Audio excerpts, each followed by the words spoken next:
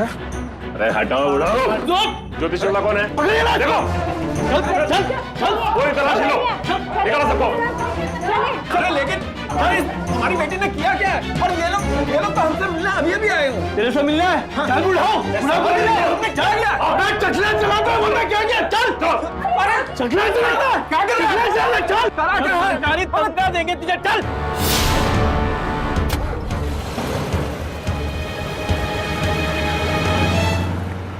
छपरा बिहार की रहने वाली 26 वर्षीय ज्योति को पुलिस घसीट कर उसके घर से लेकर गई। आखिर ऐसा क्या जुर्म किया था ज्योति ने जो पुलिस उसे पकड़ने आई, और वो भी पूरे दल बल के साथ। 3 साल पहले यही ज्योति एक सीधी सादी सुशील लड़की थी। उसके सपने भी बड़े साधारण और छोटे से थे, एक सामान्य शांत जिंदगी। और हर मध्यम वर्गीय माँ बाप की तरह ज्योति के माता पिता भी उसकी ग्रेजुएशन के बाद उसके लिए एक अच्छे और योग्य वर की तलाश कर रहे थे। लेकिन भाग्य ज्योति के लिए कोई और ही कहानी लिख रहा था। इसमें आप माताजी विद्या बालन लगेंगी, विद्या बालन। अच्छा है। लाल रंग नहीं, हम लाल साड़ी नहीं पहनेंगे। ये देखिए दूसरी वाली। वो देखिए रोशनी के माई बाबूजी। चलो मिलके आते हैं, आओ। बेटा तुम साड़ी देखो, हम मिलके आते हैं। जी। वैसे भी दुल्हन की शादी के जोड़े का रंग तो लाल ही होता है ना? ये भी अच्छी है। नमस्कार। नमस्कार जी, नमस्कार भाभी जी, कैसी हैं आप? नमस्ते अंकल। नमस्ते। अच्छा वो पंडित से बात हुई थी, उन्होंने पत्री मिला लिया है, सब गुण मिल गया है। वो तो ठीक है कैलाश भाई, एक बार बिटिया से मिलवा देते तो मन को तसल्ली हो जाए। वो रही बिटिया। आइए मिलवा देते हैं। चलिए आइए आइए आओ। ज्योति, रंजीत के पापा। नमस्ते बेटा, खुश रहो। मम्मी भाभी कितनी अच्छी है ना। बदमाश कहीं की। लो रंजीत बेटा भी आ गया।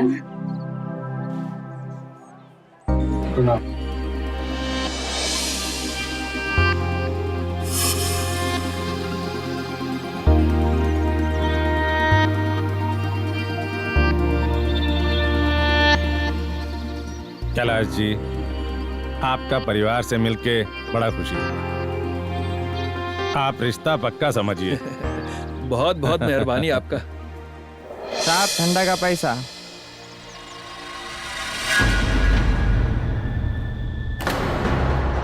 अरे बेटा क्या कर रहा है?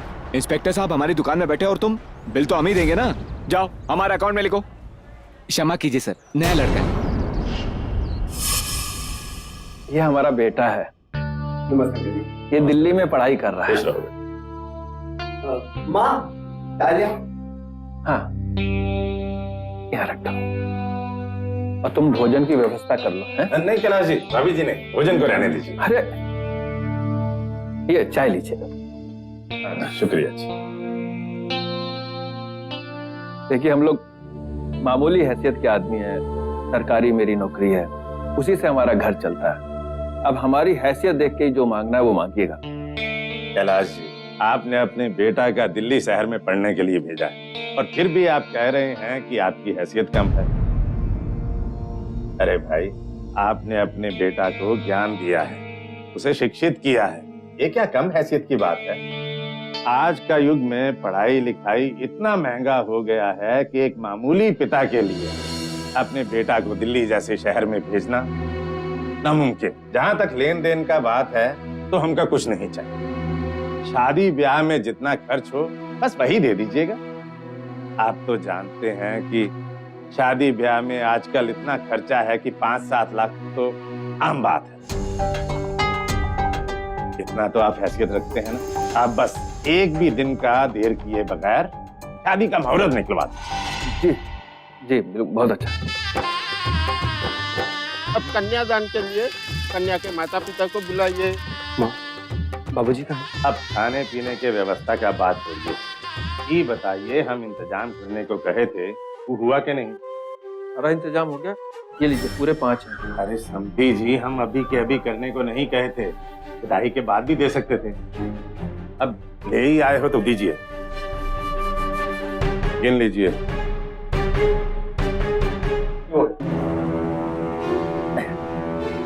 अच्छा समझी जी, अब आप जाइए, मंडप में आपका इंतजार हो रहा होगा। अब आप कन्या का हाथ वर के हाथ में दीजिए।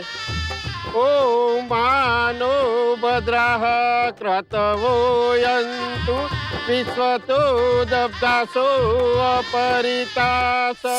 दहेज के दानव ने कैलाश को भी अपने चंगुल में जकड़ लिया। उन्हें यकीन नहीं हो रहा था कि वो अभी अभी एक पुलिस वाले के पिता को दहेज दे चुके हैं। दहेज यानी कि डाउरी, यह हमारे समाज के लिए एक अभिशाप तो है ही, साथ ही साथ इसे लेना और देना दोनों संगीन जुर्म है। बिहार और उत्तर भारत के लगभग सभी राज्यों में हर वर्ग में इस कुप्रथा का चलन है। आईपीसी की धारा 304B और 498A के तहत इस अपराध के लिए सजा का प्रावधान है, लेकिन इसके बावजूद लोग अपनी बेटी की खुशियों के लिए उपहार के रूप में इस जुर्म को करते हैं। उन्हें लगता है वो बेटी की खुशियां खरीद रहे हैं, लेकिन दरअसल वो सिर्फ एक जुर्म को बढ़ावा दे रहे हैं।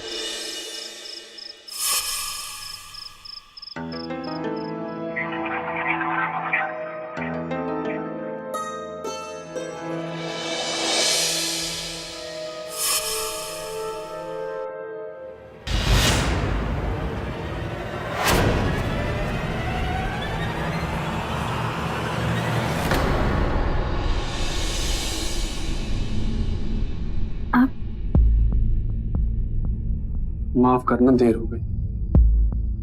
कमबख्त कहा करें, पुलिस का नौकरी ऐसा होता है, सुहागरात का भी टाइम नहीं मिलता। हम समझ सकते हैं, आप माफी मत मांगिए, ड्यूटी तो ड्यूटी होती है ना। अच्छा लगा सुनकर। हम बस अभी अपनी वर्दी बदल के आते हैं।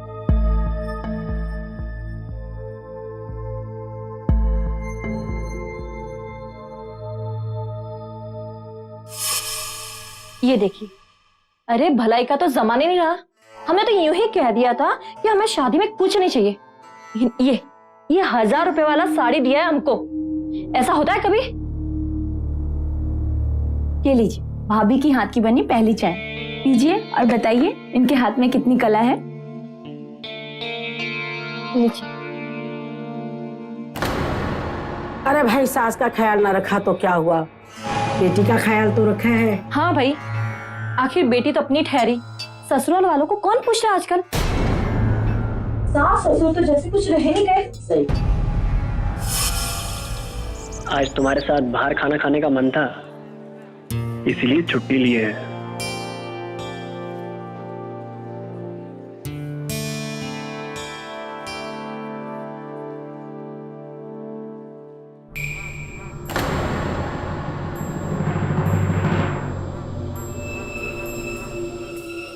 क्या कर रहा तू? पहचानता नहीं है? सॉरी सर, माफ करना, नया लड़का है, पहचान नहीं पाया। चलो जाओ काम पे। ये आपसे पैसे क्यों नहीं लिए? बस ऐसी इज्जत करता है हमारी, और आज पहली बार तुम्हारे साथ यहाँ पे आए हैं ना, तुम्हारे सम्मान में नहीं लिए। अब तुम हमारी नहीं बल्कि पूरे शहर की बहू हो। चलो।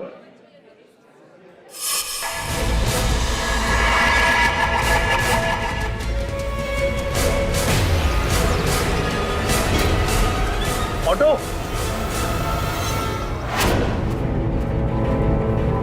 अरे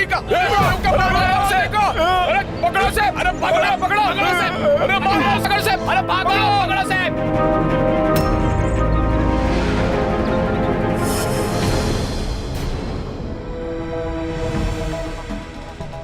ये देखिए, का छपा है अखबार। क्या हुआ? घंटा घर में एक आदमी की दिन दहाड़े हत्या, कोई सुराग नहीं मिला, कोई चश्मदीद गवाह नहीं। अभी तक उसी घटना के बारे में सोच रही हूँ। हाँ, इतने सारे लोग थे वहाँ, कोई चश्मदीद गवाह कैसे नहीं मिला? आप और हम भी तो थे। अरे हमारे वहाँ होने से कोई फर्क नहीं पड़ता, और वैसे भी पुलिस वालों की गवाही का कोई मान्यता नहीं है। हाँ, ये बात तुम कह सकते हो कि वो वक्त हम ड्यूटी पे नहीं थे, और अगर हम ड्यूटी पे होते तो का बच जाता हमारे हाथ से। पर हम तो थे ना, हम गवाही दे सकते हैं। देखो, ये सब जो है ना कानूनी दांव-पेच, इन सब में ना ही फंसो तो अच्छी बात, वरना बेकार में पुलिस की कार्रवाई में फंस जाओगी। और अगर एक बार कोई पुलिस की कार्रवाई में फंस जाता है ना, तो ये समझ लो कि वो फंसता ही चला जाता है। इसलिए कह रहे हैं तुमसे, छोड़ दो ये सब बात और भूल जाओ उसे, ठीक है?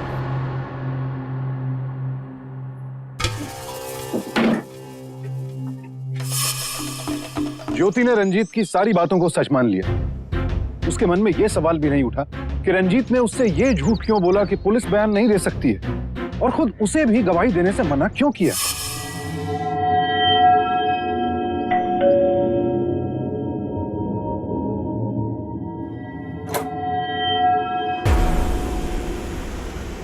भाभी जी नमस्कार।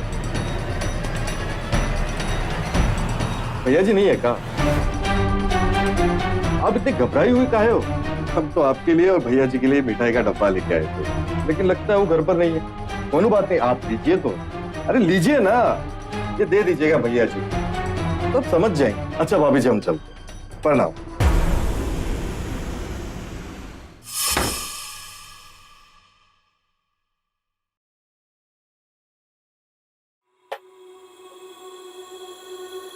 तुमने काहे नहीं खा लेती? जी हम बाद में खा लेंगे। दिन में कोई आया था क्या? जी। कौन? वो बाजार में आदमी जो चाकू मार दिया था, वो मिठाई का डब्बा लेके आया है। कहाँ रखी हो मिठाई का डब्बा? फ्रिज में। एकदम बेवकूफ, मिठाई का डब्बा कोई फ्रिज में रखता है क्या? अरे बताइए तो, क्या बात है? हुआ था।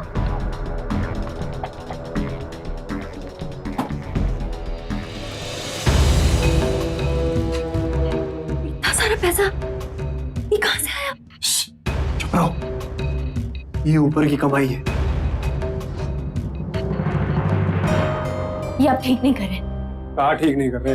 एक अपराधी से घूस लेना ये सही बात नहीं है। एक बात कान खोलकर सुन लो, ये सब गलत सही का पाठ हमारे सामने पढ़ने की जरूरत नहीं है, समझी? और अगर ये सब नहीं करेंगे तो इस घर की पूरी जिम्मेदारी कैसे उठाएंगे? और वैसे भी तुम्हारे बाबूजी ने तो कुछ दिया ही नहीं। और एक बात मालूम है तुम्हें कि सरकारी नौकरी वाले लड़के का क्या रेट चल रहा है मार्केट में? 10 लाख रुपए से ऊपर, और ऊपर से महंगी सी महंगी गाड़ी अलग से। तुमने जरा सी शराफत का दिखा दी, तुम्हारे बाबूजी ने तो भेज दिया तुम्हें यहाँ पे एकदम खाली हाथ। ये भी नहीं सोचा कि कम से कम दामाद जी को एक मोटरसाइकिल तो दे दे। अब पुलिस वाले हैं, मोटरसाइकिल का इंतजाम तो खुद से ही करना पड़ेगा। एक बात आप उनसे कह के तो देखते। कह रहे हैं ना, क्या कह दो उनसे? आने के टाइम दिमाग खराब। समधी जी चाय तो पीजिए। नहीं समझी जी, हमारे यहाँ तो बेटी के घर का पानी भी नहीं पिया जाता। बाबूजी प्रणाम। खुश रहो बेटा, खुश रहो बेटी।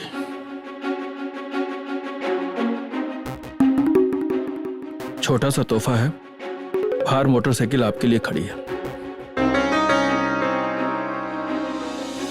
समधी जी इसका क्या जरूरत था? जी बच्चों के लिए तो करना पड़ता है, EMI पे लिया है, धीरे धीरे पैसा देते रहेंगे। अच्छा इजाजत दीजिए।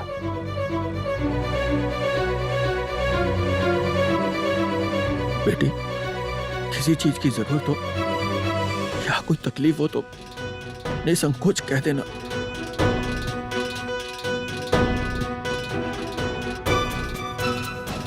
खुश रहो बेटी। बड़े बुजुर्ग कह गए हैं कि लालच को बढ़ावा नहीं देना चाहिए। अगर कैलाश और ज्योति ने तभी अपना हाथ खींच लिया होता, रंजीत की पहली ही मांग को ठुकरा दिया होता, मना कर दिया होता, तो शायद वो सब ना होता जो हुआ। लेकिन उस वक्त ज्योति को कहां पता था कि रंजीत सिर्फ मोटरसाइकिल से खुश नहीं रहने वाला। ये तो बस मांगों की शुरुआत थी। रंजीत की माँ, ओ रंजीत की माँ, अरे खुशखबरी है, खुशखबरी। बात क्या ये तो बता। अरे पहले मिठाई तो खाइए, अपनी रोशनी का रिश्ता पक्का कर दिया है। बाबूजी पानी।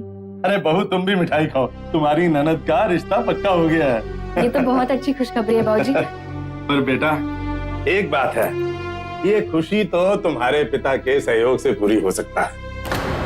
उनसे कहो 5 लाख का इंतजाम करें। अगले महीने की शादी है। बाबूजी इतने कम समय में 5 लाख? कम समय कहाँ हुआ बिटिया, इतना समय हो गया, कभी हमने मांगा कुछ तुमसे हैं? ये तो हमारी भल मानसत है कि हमने ये कह दिया था कि जितना खर्चा हो उतना दे देना। पर उन्हें तो सोचना चाहिए था ना। तुम सोचो, अब हमें अपनी बेटी के ससुराल में कुछ ना कुछ तो देना पड़ेगा ना। अब तुम्हारे पिता की तरह तो है नहीं कि खाली हाथ विदा कर दे अपनी बेटी को।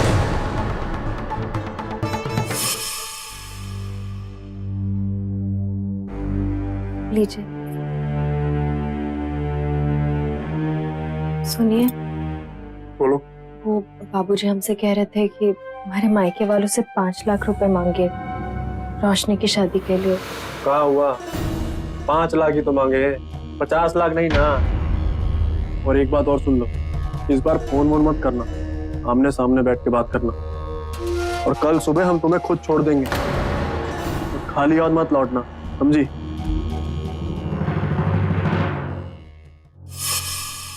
खुश रहो बेटा। चलिए अब हम चलते हैं। बेटवा तुम भी रुक जाते? हाँ जी, रुकने का तो बहुत मन था, लेकिन आप तो जानती हैं कि रोशनी की शादी की तैयारी करनी, लेकिन ज्योति का बहुत मन कर रहा था आप लोगों से मिलने का, इसलिए ड्यूटी में से टाइम निकाल कर चला है छोड़ने के लिए। अच्छा किया बेटा। जी प्रणाम। जी।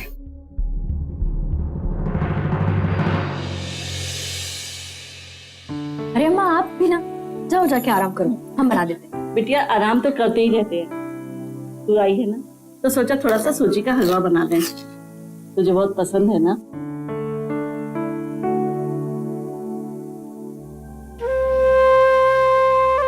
क्या बात है बिटिया? नहीं अम्मा, कुछ भी तो नहीं। अम्मा तेरे कंगन कहाँ गए? विशाल का एडमिशन कराया था ना MBA में, इसीलिए। घर की हालत देखकर ज्योति अपने माता पिता से कुछ भी कहने की हिम्मत नहीं कर पाई और कुछ दिन बाद खाली हाथ ही ससुराल वापस लौट गई। पिताजी की परेशानी दिख रही है तुझे? दिमाग खराब हो गया था तुम्हारा? इसका कोई बेवकूफ आता है? जिंदगी खराब हो गई हमारी इससे ब्याह करके। तुम यहाँ से निकलो, बाहर निकलो यहाँ से, चलो निकलो यहाँ से।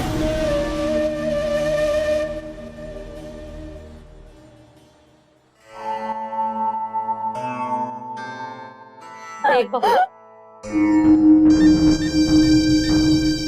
5 लाख रुपए दिए बिना काम नहीं चलेगा।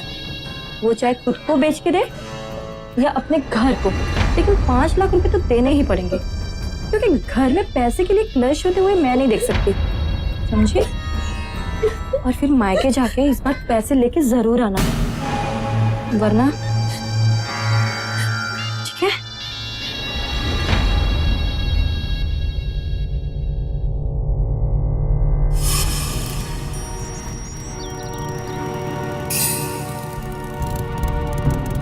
उतरो और यहाँ से अकेले ही अपने घर पे जाओ। रोज रोज घर पे छोड़ना अच्छा नहीं लगता, और इस बार खाली हाथ मत आना, समझी?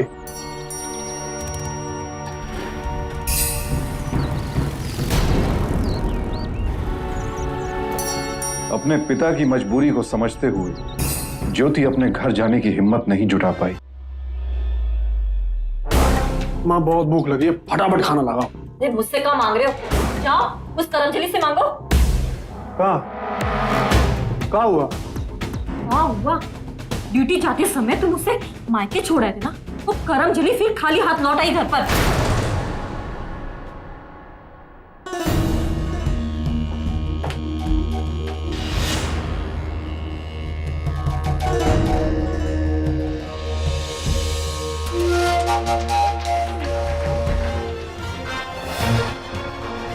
अब तुझे इस घर में तब तक जगह नहीं मिलेगी तब तक तू पैसे लेकर के नहीं आता।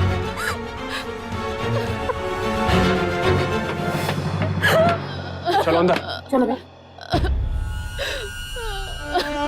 पूरी रात और फिर पूरे दिन ज्योति अपनी ससुराल के बाहर बैठी रही, लेकिन किसी ने उसे अंदर नहीं आने दिया। और आखिरकार अरे इसे क्या हो गया है? अरे तिवारी जी की बहू इतना रात को बाहर काहे बैठी है?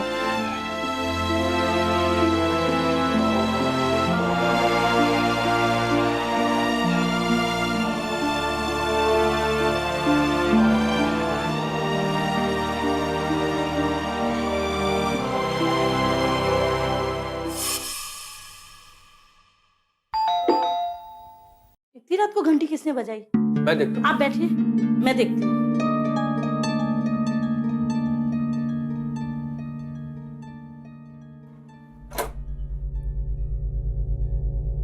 ज्योति, क्या हुआ? क्या हुआ बेटा? अरे ज्योति के बापू, इधर आइए जल्दी से। अरे वो ज्योति, ये रात को इतनी बैग के साथ में? बाबूजी उन्होंने हमें घर से बाहर निकाल दिया। हाँ? 5 लाख रुपए की मांग करते रहे, हम आपको बता नहीं सके। हम 2 दिन से घर के बाहर बैठे थे, हमें घर के अंदर नहीं लिया।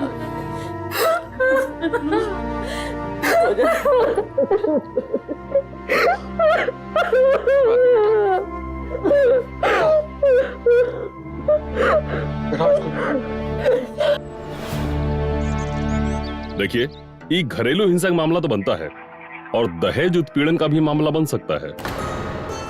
अच्छा, आपके पास ये मोटरसाइकिल का कोई बिल वगैरह तो होगा ही? है इंस्पेक्टर साहब, बिल है। लेकिन एक समस्या है। समस्या? वो क्या? देखिए, एक तो ये मामला जो है वो डिपार्टमेंटल है और दूसरा ज्योति का जो ससुराल है वो धर्मपुरा थाना के अंतर्गत आता है जी। लेकिन हम एक काम कर सकते हैं, हम अपने थाना से धर्मपुरा थाने को एक इंक्वायरी लेटर भेज सकते हैं, ठीक है? और आगे का जो भी कार्रवाई होगा वो धर्मपुरा थाना ही करेगा। धन्यवाद इंस्पेक्टर साहब, हम चलते हैं। आओ बेटी। पुलिस कार्रवाई करने से पहले एक बार उन लोगों से बात तो कर लेते। अरे बात पैसा का होता तो हम उनसे बात कर लेते, पर उन्होंने हमारी बेटी के साथ में मारपीट किया और ये हम बर्दाश्त नहीं करेंगे। हम विशाल को खबर भिजवा दिए, कल तक वो आता होगा। हमारी बेटी के साथ में जो किया है ना, उसकी सजा हम उन्हें दिलवा के रहेंगे, समझे तुम?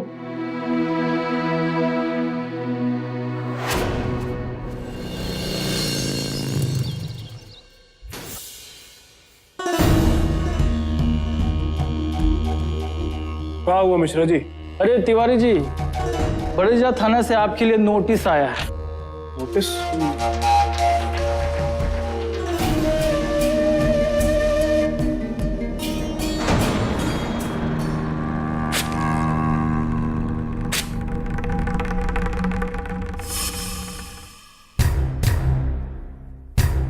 क्या हुआ? लगा? नहीं अम्मा, फोन बंद आ रहा है। विशाल का ट्रेन तो कब का आ चुका होगा, बंद काहे कर रखा है? तुम परेशान मत हो, तुम्हारे बाबूजी गए हैं ना स्टेशन, हो सकता है दोनों साथ आ रहे हो। लो, आ गए। आप अकेले? विशाल कहाँ है? विशाल का कुछ पता नहीं चला। मैं बहुत डर लग रहा है बाबूजी, कोई कुछ, विशाल इतना लापरवाह तो नहीं है ना? हमें पुलिस में कंप्लेंट करना चाहिए बाबूजी, जल्दी चलिए। आप लोग विशाल शुक्ला के घर से आए हो? पता आपके बेटे ने क्या किया? 2 किलो गांजे के साथ पकड़ा हमने आपके बेटे को धर्मपुरा गांव से। कल तक इस केस को नारकोटिक्स डिपार्टमेंट के हवाले करना पड़ेगा हमें। इंस्पेक्टर साहब, हमारे बेटे कुछ सीधा नहीं आपका बेटा, 4 गवाह है। अंदर जा, अंदर जाके बैठ। मुझसे मिल सकते? हाँ जाइए, मिलिए।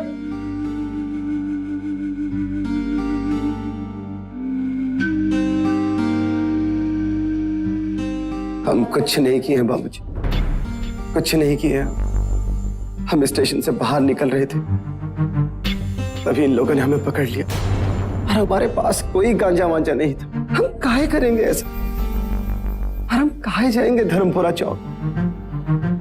हम तो स्टेशन पर थे, छपरा स्टेशन पर। हम सच कह रहे हैं बाबूजी। आप लोग हमारे भाई को बहुत गलत तरीका से गिरफ्तार किए। आप लोग ऐसा नहीं कर सकते। करने को तो हम बहुत कुछ कर सकते हैं। थोड़ा बहुत डोज दिए हैं, देखने को मिला ही होगा। आखिर क्या दुश्मनी है आपके हमारे भाई से? किस बात का सजा दे रहे हो उसे? ये बात तुम अच्छे से जानती हो।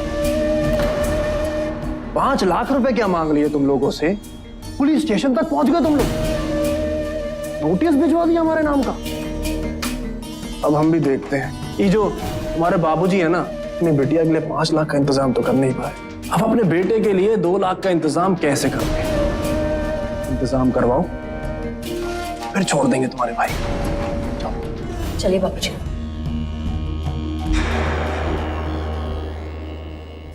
विशाल शुक्ला का केस मेरे ही अंडर में है, नारकोटिक्स का मामला है। अभी तक चार्जशीट दाखिल नहीं हुई है, पूछताछ चल रही है, तो जमानत तो हो ही नहीं सकती है। जमानत तो तभी होगी ना जब उसे अदालत में पेश किया जाएगा। लेकिन इंस्पेक्टर साहब, किसी गलत केस में आप किसी को ऐसे रिमांड पर नहीं ले सकते, मालूम है ना आपको? गलत केस? किसने बोल दिया गलत केस? गवाहों के बयानों की कॉपी है मेरे पास, जब्त किया हुआ गांजा है सबूत के तौर पे। ये देखिए फाइल, देखिए आप। ऐसी थोड़ी।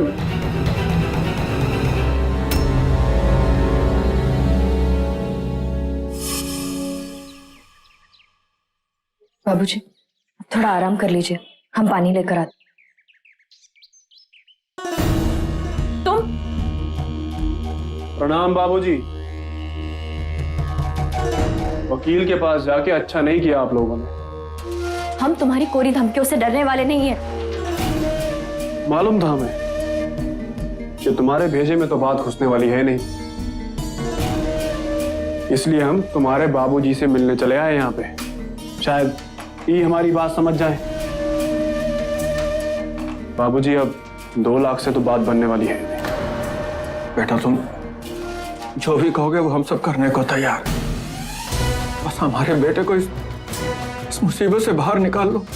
देखिए बाबूजी, आपके बेटे के 5 लाख और आपकी बिटिया को ससुराल ले जाने के 5 लाख, 10 लाख का इंतजाम करिए, काम हो जाएगा। ठीक है बेटा, हम 10 लाख का इंतजाम कर देंगे। हम अपना ये मकान बेच देंगे, लेकिन हमारे बेटे को इस मुसीबत से बाहर निकालो।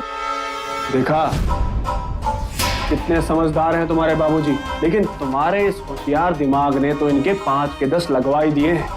बस बाबूजी आप 10 लाख का इंतजाम करके फटाफट से थाने पहुंचिए, क्योंकि ज्यादा दिन तक हम इस केस को अपने हाथ में नहीं रख पाएंगे। ठीक है बेटा, प्रणाम। प्रणाम।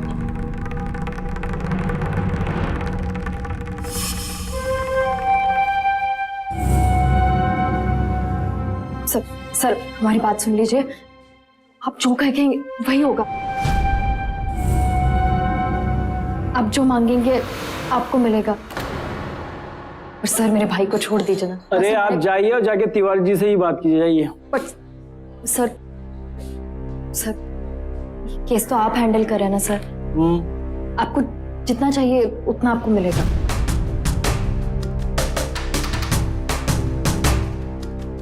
देखिए ऐसा नहीं है, केस बहुत आगे निकल गया है, फिर भी 3 लाख रुपए, 3 लाख मुझे दे दो, काम कर दूंगा तुम्हारा। साहब सिर्फ आपके लिए चाहिए तो 3 लाख से थोड़ा कम कर दीजिए ना साहब।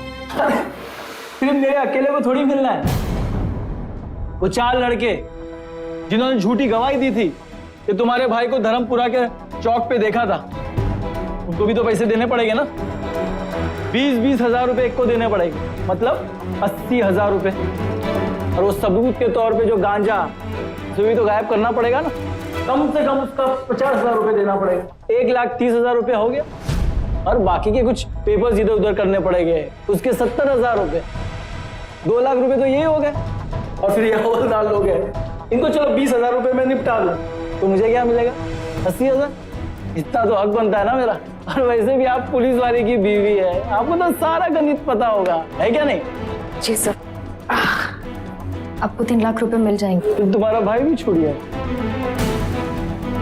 धन्यवाद साहब। जय हिंद। हमारे पति पुलिस में है और हम पर काफी समय से दहेज का दबाव डाला जा रहा है। जब हम दहेज न दे पाए तो उन्होंने हमारे भाई को झूठे जुर्म में गिरफ्तार करवा लिया। हम थाने गए थे उसे छुड़वाने, पर पुलिस वालों ने उल्टा हमसे ही पैसे मांगे। आप खुद सुन लीजिए। ठीक है, फिर भी 3 लाख मुझे दे दो, काम कर दूंगा। तो आप चिंता मत करिए, हम सब देख लेंगे। धन्यवाद। पुलिस का अत्याचार नहीं सहेंगे, नहीं सहेंगे, नहीं सहेंगे। पुलिस का अत्याचार नहीं सहेंगे, नहीं सहेंगे, नहीं सहेंगे। ज्योति को इंसाफ दिला के रहेंगे। चुप, एकदम चुप। धरना प्रदर्शन की इजाजत नहीं है आप लोगों को। अगर शांति से आप लोग नहीं गए, सबके सबको अंदर कर दूंगा मैं। हम सबके सब अंदर जाने के लिए तैयार हैं, पर सबसे पहले झूठा केस बनाने के इल्जाम में आपको अंदर करने के बाद। जी क्या है ये पूरा मामला, कुछ बताएंगी इसके बारे में? जी हाँ, हमारे भाई को पुलिस वालों ने छपरा स्टेशन से उठवा लिया गांजा रखने के नकली जुर्म में। उसके बाद जब हम पुलिस स्टेशन पहुंचे उसे छुड़वाने के लिए, पुलिस वालों ने हमसे 3 लाख रुपए की मांग। यकीन नहीं आता आपको? सुनिए। ठीक है, फिर भी 3 लाख मुझे दे दो, काम कर दूंगा तुम। और बाकी के कुछ पेपर्स इधर उधर करने पड़ेंगे, उसके 70,000 रुपए। 2 लाख रुपए तो ये हो गए, और फिर ये और डाल लोगे, इनको चलो 20,000 रुपए में निपटा दो। मुझे क्या मिलेगा? 80,000। किसी किस्म की दुश्मनी तो नहीं है आपकी इन लोगों से? ये सब रंजीत तिवारी का किया धरा है। दहेज ना दे पाने की सजा दे रहा है वो हमें। जब मार पीट कर भी तसल्ली नहीं हुई तो हमारे भाई को अंदर करवा दिया झूठे केस में। मीडिया की मदद से इस खबर ने आग पकड़ ली। इंस्पेक्टर रंजीत और सब इंस्पेक्टर मिश्रा के खिलाफ कार्रवाई हुई, लेकिन अदालत ने विशाल को अब भी रिहा नहीं किया। अरे यार, इतना देर से फोन बज रहा है तो लोग उठा नहीं सकते हो? हेलो जी जी, हाँ तो हम अपना टीम के साथ रास्ते में ही मिल लेंगे। हाँ, हमारे साथ महिला पुलिस भी होगा। ठीक है मुकेश। जी सर। धर्मपुरा की पुलिस एक घर में छापा मारने जा रही है और केस भी उन्हीं के इलाके का है। तुम फौरन जीप निकालो, चलो। है? अरे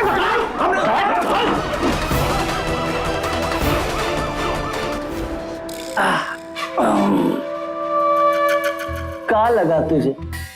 ये सब इतना आसान है? क्या हुआ हमारा? हा? हमारे वकील साहब ने ये साबित कर दिया कोर्ट में कि वो रिकॉर्डिंग वाली आवाज हमारी थी ही नहीं। उल्टा तेरे पे केस लग गया, हम पे झूठा इल्जाम लगाने का। अब तो तुझ पे एक और केस लगेगा, प्रोस्टिट्यूशन का धंधा चलाने का।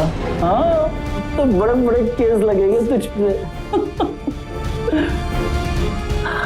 कमाल है ना भाई, गांजे की तस्करी करता है, बहन देह विवाह करती है। जी जी। आपका क्या लगा हमें अंदर डाल के आप छूट जाएंगे? आपका सच सामने आएगा, आपका सच सामने। कितनी बेवकूफ हो तुम, अभी तक नहीं समझी? ये जो है ना, ये जो इलाका है ये हमारा है, तो यहाँ पे वही होगा जो हम चाहेंगे।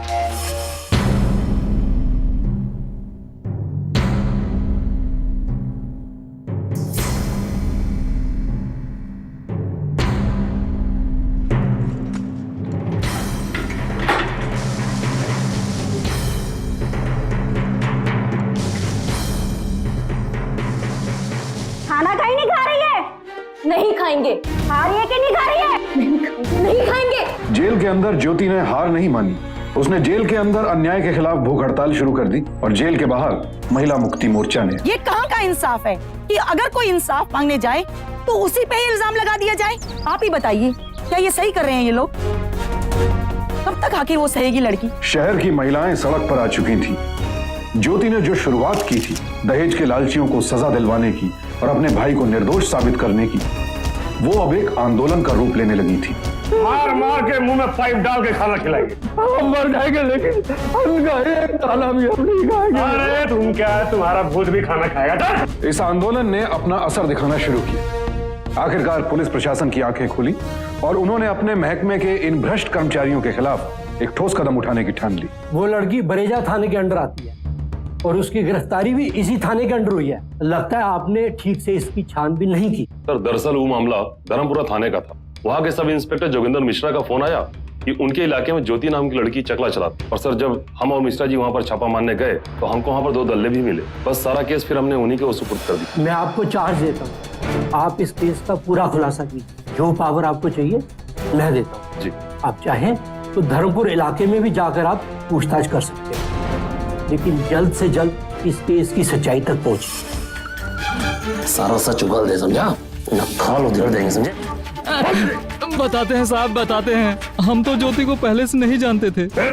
उन्हें तो ये भी नहीं पता था कि हम कौन हैं। हम तो उनके घर सतवाना देने गए थे ताकि पुलिस आए तो हम वहाँ मौजूद हों। पुलिस आए तो वहाँ मौजूद हो। मुकेश, जैसा कि फाइल में लिखा है कि 5 नवंबर को कैलाश शुक्ला और ज्योति शुक्ला ने बरेजा थाना में सब इंस्पेक्टर रंजीत के खिलाफ दहेज उत्पीड़न का शिकायत किया था और हमने अपनी तरफ से उनको एक इंक्वायरी नोटिस भेजा था। लेकिन उधर से कोनो भी कार्रवाई नहीं हुई। अभी 10 नवंबर को ज्योति शुक्ला के भाई विशाल शुक्ला को धर्मपुरा चौक पर पकड़ा गया, जबकि रिपोर्ट में 9:30 बजे ट्रेन पहुंची थी। सर विशाल ने कहा था कि उसी रात को ये 10 बजे छपरा रेलवे स्टेशन में पहुंचा था, जहां से उसकी गिरफ्तारी हुई। और रेलवे के रिकॉर्ड के हिसाब से वो उसका उस गाड़ी में रिजर्वेशन था सर, और वो सफर कर रहा था जो 9:30 बजे छपरा रेलवे स्टेशन पहुंचनी थी। तो ये जो 4 लोग गवाही दिए हैं कि देखे हैं कि विशाल को धर्मपुरा चौक पर पकड़ा गया, हा? तो फिर क्या किया जाए सर? एक काम करो जी सर, चारों का रात को जम के खातिरदारी करो, सारा सच सामने आ जाएगी। बता दे सर। हमको मिश्रा जी ने बताया था कि जी वो inspector sub inspector Mishra, Joginder Mishra साहब। इंस्पेक्टर जोगिंदर मिश्रा? जी साहब, हम तो उस रात को धर्मपुर चौक में थे भी नहीं साहब। उन्होंने जो बयान देने को कहा हमने वो दे दिया साहब, जहां उन्होंने साइन करने को कहा हमने कर दिया साहब। बोलिए यादव जी, क्यों बुलाया? बैठिए।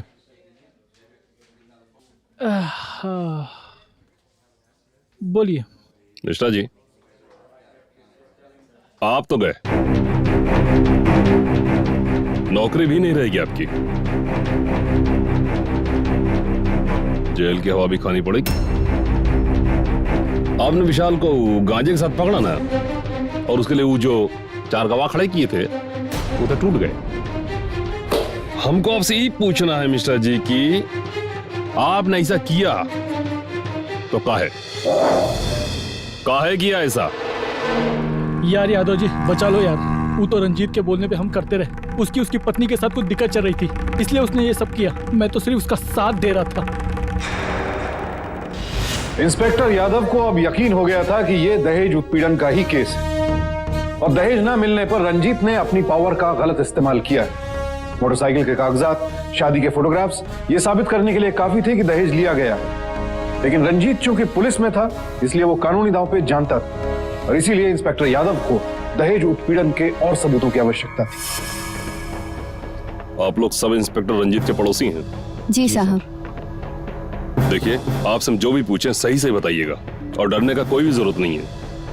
आप लोग ऐसा कुछ जानते हैं कि उनके परिवार में उनकी पत्नी या उनके और घर वाले कुछ आपस में लड़ाई झगड़ा मारपीट और कुछ ऐसा आप लोग जानते हैं? सर हम कुछ नहीं बताएंगे, क्योंकि वो हमारा पड़ोसी है और पुलिस वाला भी है। अरे तो पुलिस वाले हैं तो क्या कानून खरीद लेंगे? देखिए, आप लोगों से हम कह रहे हैं बेझिझक होकर बताइए, डरने का कोई जरूरत नहीं। अरे कानून आप लोगों के साथ में है, और अगर आप लोग ही पुलिस की मदद नहीं करेंगे तो पुलिस वाले कैसे किसी गुनाहगार को पकड़ लेंगे? ज्योति शुक्ला के साथ में हुआ है, कल आपके साथ हो सकता है, तो कल आपके अपनों के साथ हो सकता है। फिर साहब, बात यह है कि वो लोग उसे मारते पीटते भी थे, और एक दिन तो उस बेचारी को घर से बाहर भी निकाल दिया था। वो बेचारी तो पूरे दिन और पूरी रात घर से बाहर ही बैठी हुई थी साहब। आप लोग एक काम कीजिए। जी साहब। ये जो आप लोग बयान दिए हैं ना, इसको लिख करके दे दीजिए, ठीक है? ठीक है साहब, हम लिखित बयान दे देंगे। हाँ, और बिल्कुल भी घबराने की जरूरत नहीं, हम आपके साथ में। मुकेश, बयान लिखवा लो। कैलाश से मिले सबूतों और पड़ोसियों के बयान के आधार पर यादव ने रंजीत पर दहेज की मांग करने और दहेज न मिलने पर अपनी पत्नी को प्रताड़ित करने के लिए आईपीसी की धारा 498A के तहत चार्ज लगाया।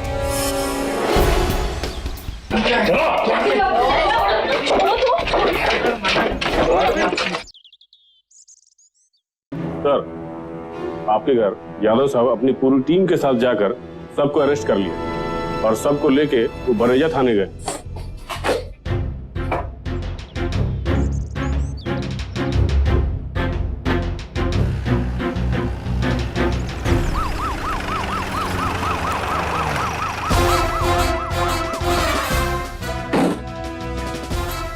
चलो गाड़ी बैठ।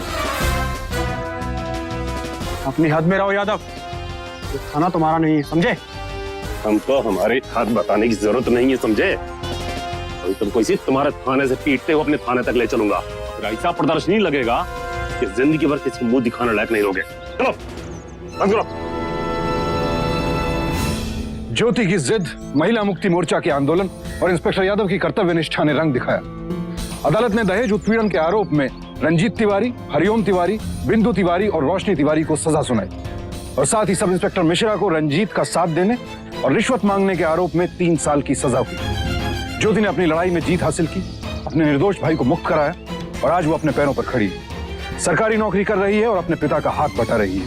याद रखिए, बेहद जरूरी है कि रंजीत जैसे दहेज के लोभियों, अपनी पावर के नशे में झूमते गुनहगारों को उनकी पहली ही गलती पर रोक दिया जाए, उनके मंसूबों को पनपने ही न दिया जाए। एक आंकड़े के अनुसार सन 2011 में देश भर में दहेज की वजह से 2618 मौतें हुई, 2010 के मुकाबले 2.7% ज्यादा, और इनमें से भी 1413 मौतें सिर्फ बिहार में हुई। याद रखें, दहेज लेना जितना बड़ा गुनाह है, दहेज देना भी उतना ही बड़ा गुनाह है। इस कुप्रथा पर रोक लगाएं, इसके खिलाफ आवाज उठाएं, खुद सावधान रहिए और पूरे इंडिया को सावधान कीजिए।